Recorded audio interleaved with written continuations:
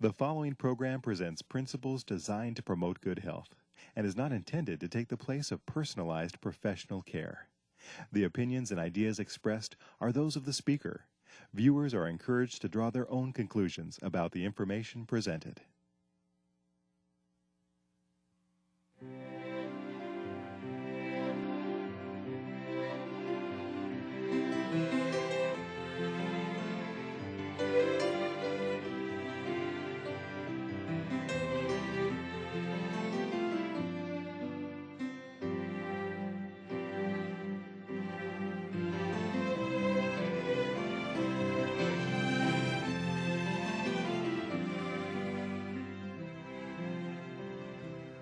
Hello and welcome to Health for a Lifetime. I'm your host, Don McIntosh. We're glad you joined us today. We have an interesting and I think very important program. We're going to be talking about African American health or African health. In other words, the black race versus the white race in terms of health needs. And joining us to talk about this important subject is Dr. DeWitt Williams. He's the director of the Health Ministries Department for the North American Division of Seventh-day Adventists. Welcome, Doctor. Good to be here. Thank you. And thank you for the work that you do around the world in equipping people, first around the world, now more of the North American Division, and equipping people to be involved in health ministries. I mean, Seventh-day Adventists, when we hear about them, they're known for a couple things, the Sabbath and then health. That's right. I mean, that's just normal, isn't it? That's right. And today you're going to talk with us about the difference in racial, what we say, problems with disease. That's right. And so many times we don't make that distinction, but we need to. Are there differences? There are differences. I was born in the slums of South Philadelphia, I tell people. And I didn't realize when I was growing up that there were differences. But I want to show on the slide here that of the 15 leading causes of death in the United States, for the first 15, next slide, you can see that there are excess deaths among African Americans in heart disease. The African men, 27% higher excess deaths, with women 55% higher. Wow. For strokes and for diabetes and kidney, you can see them all, septicemia. These are in all of those areas, African Americans have excess deaths. Okay, so these are leading causes of death for most right. Americans, but when you look at the African American, they're even more exaggerated in terms of the number of people that die. Exactly. And in the next slide, you can see that for the only one that we have less would be for suicides, Alzheimer, aortic aneurysms, and respiratory diseases. So in other words, we don't commit a lot of suicides. Whites are higher death rate in the respiratory, the Alzheimer, the suicide, and That's those right. others. But everything else, the black or the African American, it's higher. That's right. And also, I didn't have up there, but lupus. We have more lupus and sickle cell anemia and more AIDS and addictions. About 75% of all heroin addicts are African Americans. So there are diseases that ravage the African American community in North America. Now, are these inherited? Some of them are, and some of them aren't. I think, for example, the addictions and the AIDS and so forth, they're inherited. You can pass down through genes, you can pass down genetic traits, but you can also pass down lifestyles. Mm-hmm. And so in a sense, they're all inherited. Now, you and I were talking, and you were sharing with me that many times this is not, however, just because someone is black or white. There are socioeconomic factors involved. That's right. You look at Katrina, for example, and the hurricane. The people in the Superdome who got caught were those who didn't have enough money to get out in their SUV and so forth. So many times, and I think I have a slide there that shows this, many times black people get caught in the conditions that they're brought up in, and they can't get out of that. Okay, so in other words, it's not an issue of being black or white.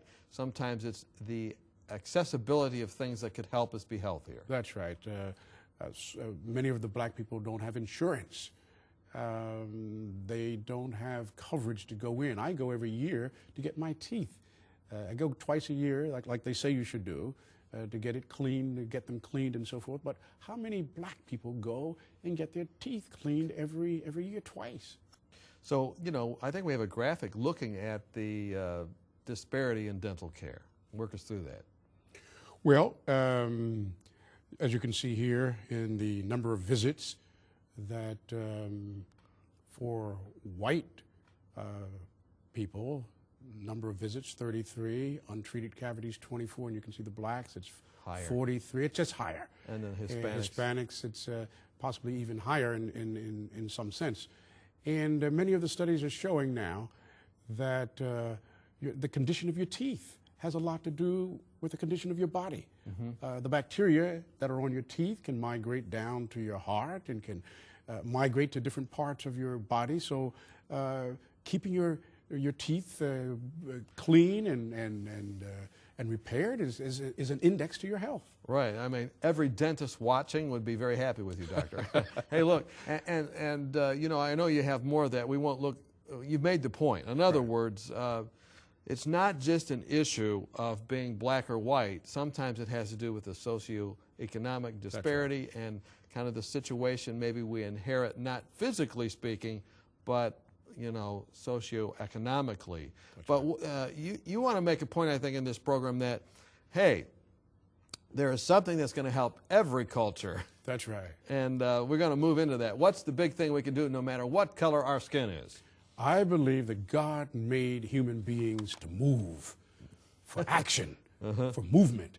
And we hear people talking about an epidemic of obesity, especially among black people. Well, the epidemic of obesity is actually an epidemic of inactivity. And we've got to learn to move. There's an old Chinese proverb that says, every man has two doctors, the right leg and the left leg. Okay. Use them every day. And so I believe that if African Americans, black people, will use the exercise, that the ability to exercise, that a lot of this disease that we have, this disparity would disappear. Now, you worked for a time in Africa, and you told me that when you were over there, you weren't really moving like you should. Well, I was an administrator.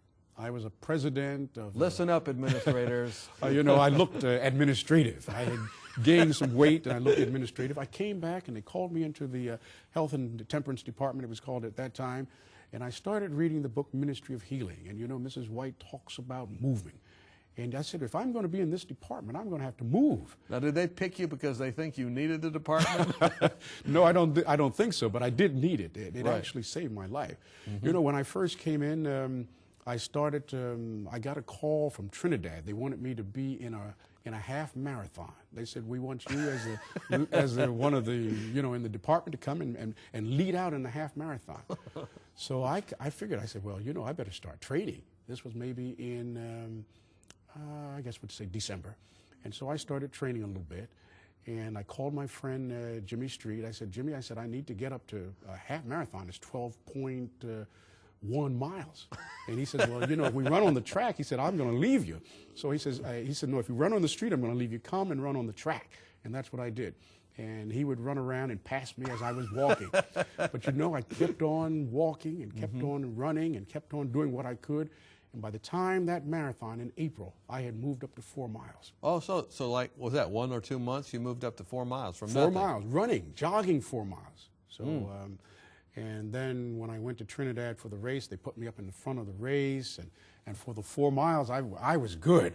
But after 4 miles, the little children were passing me and old ladies and so forth. But the cameras weren't there anymore. Cameras weren't there. But I did go back and I ran the Marine Corps Marathon in 1987. Is that right? So, with the Marines? The Marine Corps, 26.2 mile marathon. Wow. So we can, we can run. We can go from where we are to some place where God wants us to be.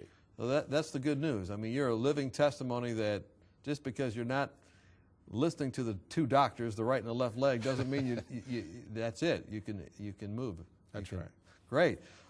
So we really live in a culture where there's this kind of epidemic of obesity. That's right. And 60% of Americans are overweight or obese. And I have a slide here called the problem of inactivity. It is estimated that of the 250,000 deaths per year in the United States, approximately 12% of the total are attributed to a lack of regular physical activity. And so that crosses, and you can see most people are sedentary. 3 out of 4 adults get little or no regular exercise, and only 23% get regular light, moderate activity. Only 12% get any regular, vigorous activity. So the problem really is that people are not moving. It's an epidemic of inactivity. That's what this epidemic of obesity is. And I think it's even more among African Americans because many of them are trapped in the inner city. There's no mall that they can go to walk. There are no pathways in the city, not too many parks, and so they're trapped. And they come home and they're unable to, they don't have money, many of them, to buy treadmills and so forth, so they're trapped in their circumstances. Now, you know, I heard that the typical American, and I think it was in 1901 or early 1900s, a typical American would walk just because of regular things they had to do, 11 miles a day. I think that's correct. I look back at when I was going, and I wasn't in real early 1900s, but I had to walk to school. It was 5 miles I had to walk to school. And sometimes my father would take me to school, but we walked to school. Sometimes I thumbed to school. We were sent to the store. Nobody drove us down to the store. We had to walk to the store. But so 5 miles to school and back from school. 5 miles. Or did you just stay there all week? I came home to do my homework. So the solution then is regular exercise. That's right. And if we could arrange in our schedule to do more things, park further away, if we could arrange to walk to a store every once in a while, and in some place, in the inner city, you can do that. You can walk to many of the stores, but sometimes it's very, very difficult to get there. So on your graphic, you have the solution, regular exercise, and then you work us through a list. Regular physical activity reduces the risk for obesity. If we walked every day, we would lose weight. High blood pressure would come down. Heart disease and stroke. HDL is raised by, and that's the good cholesterol. Diabetes, in my mind, diabetes is a disease of inactivity. That's what diabetes is. Osteoporosis, with strengthening of the bones. We have definite links of exercise and colon cancer and breast cancer. And the endorphins are secreted. When we exercise, God has actually placed in our minds and our bodies a hormone that makes us feel good. And the endorphins that are secreted when we exercise, so we feel good. So we don't have the anxiety or the depression that plagues us. Exactly. So all of it's just get out there and move. Get out and move as much as you possibly can. I have a graphic here, physical activity level and the risk of heart disease, and you can see that this nurses study, these are nurses, ladies that have been followed for 72,000, it's a large group, 72,000 of them, followed for 8 years. And go to the next one if you can, and you can see that the heart attack risk dropped 54% in the most active women. Next one here. And also, there it is. And you can see the thing that interests me the most is the big difference between the first slide and the next, you see. That just doing a little bit. A little activity. Just a little activity will bring you down. And as you do more, they separated into 5 quintiles, 5 groups there.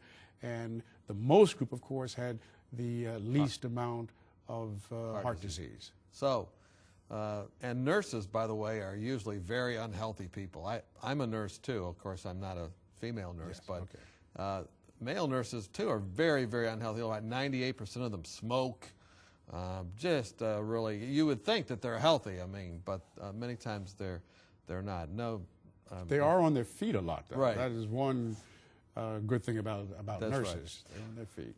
We're talking with DeWitt Williams. He is the Health Ministries Director for the General Conference, or actually for the North American Division of Seventh-day Adventists. He has a worldwide perspective, talks to people about health every day.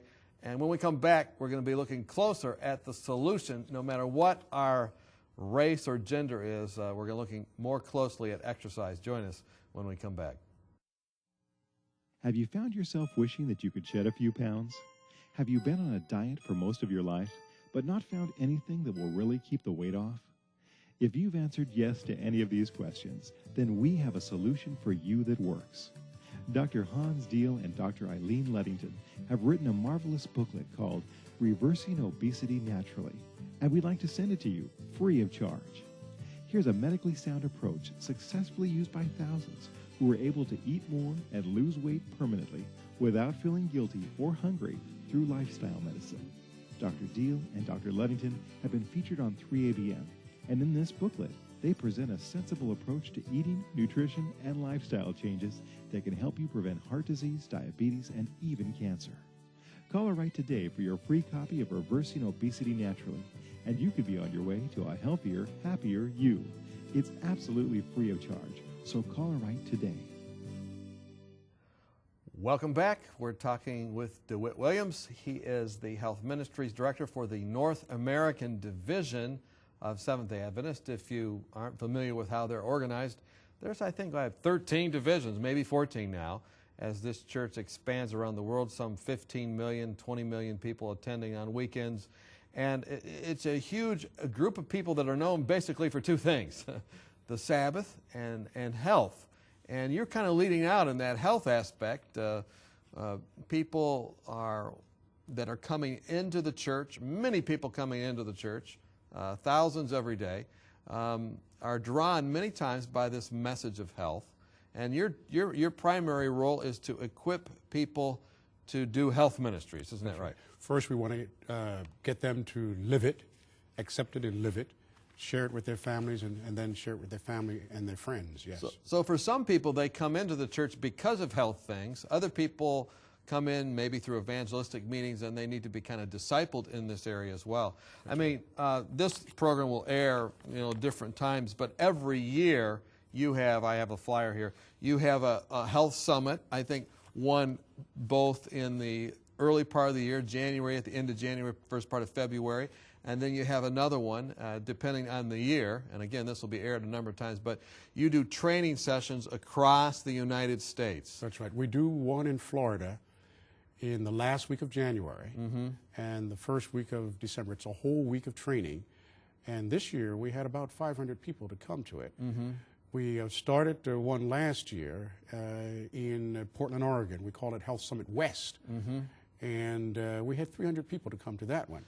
So, and these people come, they get certified to be able to do different health programs, whether dealing with depression or diabetes or heart, all the major things that people deal with in America. That's right. In Florida, we're going to offer about 25 different programs. There's a stop smoking program, there's a diabetes program, and fitness and exercise program. I teach one on the smoking cessation. There are 50 million people who are still smoking today. So we feel that when people actually do something, they not only help somebody, but it reinforces their own commitment to this particular lifestyle. And Jesus, he did actually more healing than he did preaching. He did more teaching and healing than he did preaching. We find just a few of his sermons, but we have lots of his healings. So that's the method that we recommend. Yeah, and if people are interested, they can contact the North American Division on the internet. They can go to what's called Plus Line. That's right. And any year, they can just figure out what's happening, see which programs, and be a part of that. That's right. Hey, thank you for doing that, by the way. I think it's very needed. You were one of our speakers, remember, about a year or so ago? We had you to be there. Yes. Spoke every day. Right. People enjoyed you.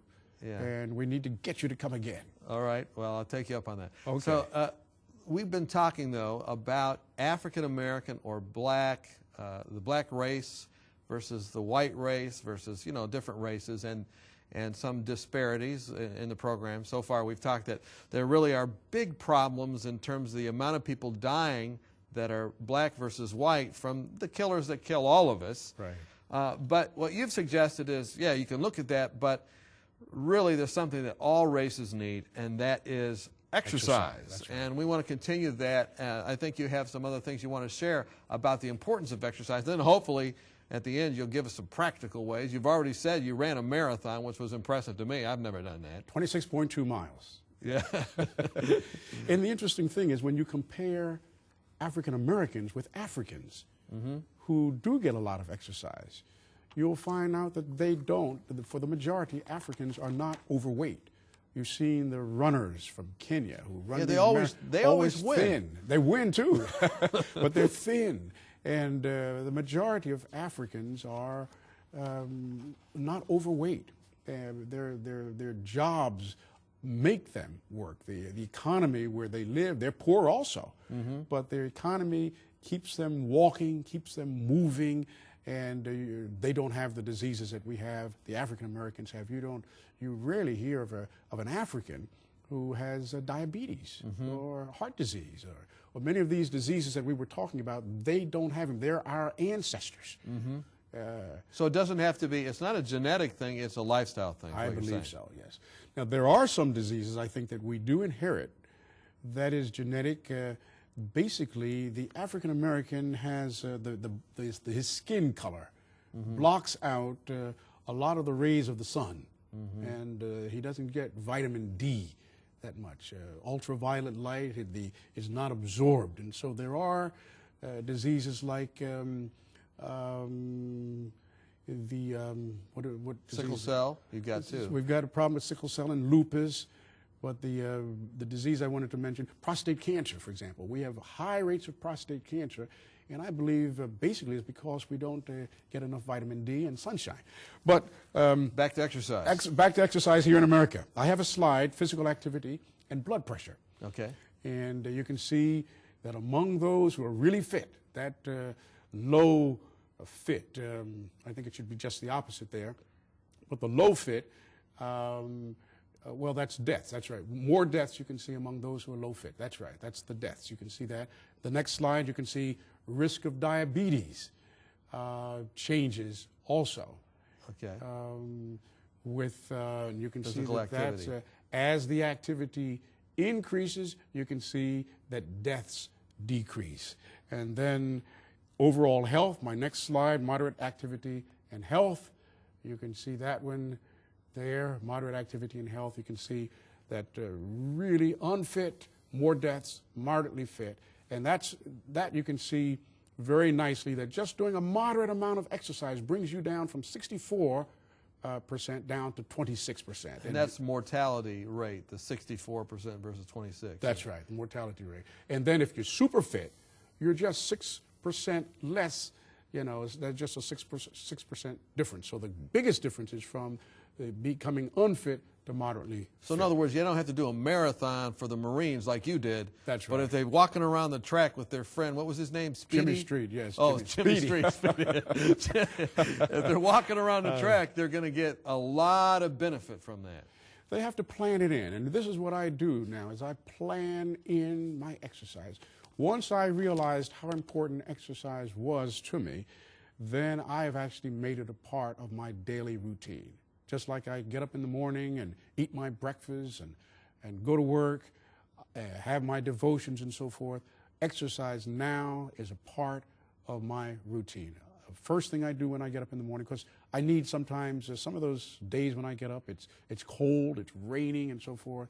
So I do it early in the morning when my will is very, very strong. I go out and I do my 2 miles, sometimes 3 miles, and 4 miles, but at least 2 miles a day. So the message is, do it first, get it out of the way. That's right. But know that you're benefiting from it. Now, I have another slide here on strength and flexibility. Okay. I include 3 sessions per week where I lift weights. Now, the walking is aerobic. And what's it help? Strength and flexibility training helps what? Well, it helps us in protecting, gives us strong backs. It helps us to be, our bone density to be better bone density. It prevents loss of muscle mass, improves your figure and physique, and it prevents disability with old age. Now, the muscle mass, this is the thing I want to talk about the most. Most people, as they age, they lose muscle. They have atrophy of their muscles. And muscles burn more calories. People who have muscles burn more calories. Once you start losing your muscles, you start getting a little heavier because you're not burning as many calories. And so you want to lift about Helps your figure and physique, too. figure and physique. You fill that suit up nicely. That's- Yes, exactly. Exactly. So, right. So, weight training and some of these sculpting exercises. Sometimes they do Pilates or different kind of things. That's Well, good. I don't do a whole lot of the Pilates and stuff, but we do have a gym, Okay. a little physical fitness room at the General Conference, and we have maybe 15 or 16 machines, and I go and Now, do how many of all the them. brethren there are in there working out? Well, when I go down at 3 o'clock, not too many of them are there.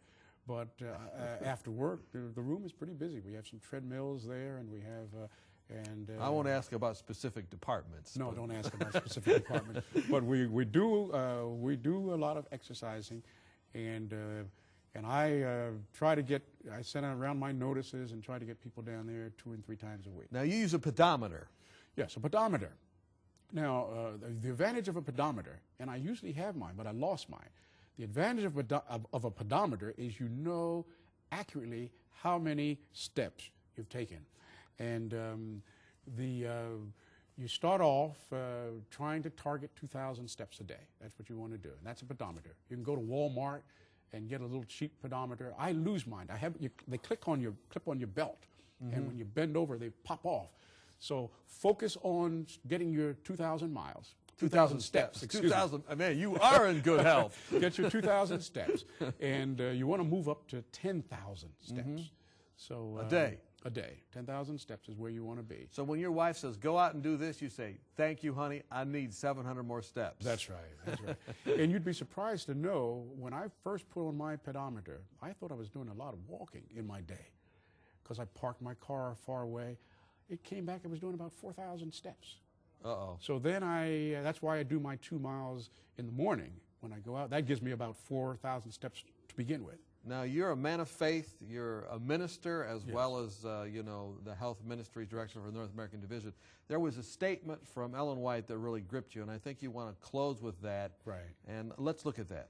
This is Ellen White. She says, all who can possibly do so ought to walk in the open air every day, summer and winter. And it continues, a walk even in winter would be more beneficial to the health than all the medicines the doctors may prescribe. That's right on top of it, Isn't that right? She says it's better than any of those medicines those doctors give, the prescriptions. So the message today is no matter what race you are, That's right. the best thing is exercise. Thank you so much, first of all, for what you do as the Health Ministries Director in educating. And thank you also for your personal testimony. You've taken your message seriously. Thank you. It's good to be here. I hope the message helps somebody to get moving. I'm sure it will. And you watching, why not get out there and get on the move?